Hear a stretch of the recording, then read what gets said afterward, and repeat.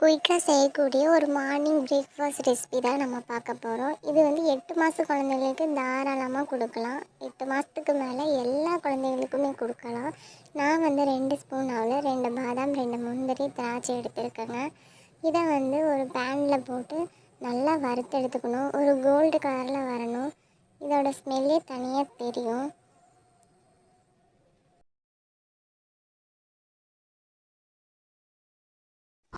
இது ஒரு மிக்சியில் போட்டு நல்லா அரைச்சி எடுத்துக்கலாம். இதை ஸ்டவ் ஆன் பண்ணுறதுக்கு முன்னாடியே நல்லா தண்ணி ஊற்றி கலந்துட்டு ஸ்டவ் ஆன் பண்ணி அதுக்கப்புறமா வைக்கணும்.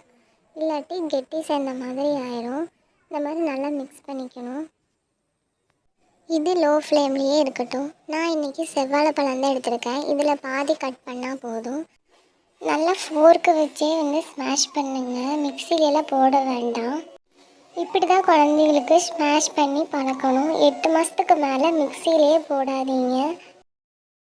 இப்போது இந்த ஸ்மாஷ் பண்ண பனானாவை வந்து நல்லா வந்து அந்த இது கூட கலந்து விட்டுக்கோங்க. உங்கள் குழந்தைங்களுக்கு எந்த கன்சிஸ்டன்சியில் கொடுப்பீங்களோ அந்த அளவுக்கு நீங்கள் கொடுத்துக்கலாம். இது மார்னிங் டைமில் கொடுங்க. சூப்பராக வெயிட் கெயின் ஆகும். இந்த வீடியோ உங்களுக்கு பிடிச்சிருந்ததுன்னா லைக் பண்ணுங்கள், ஷேர் பண்ணுங்கள், சப்ஸ்கிரைப் பண்ணுங்கள்.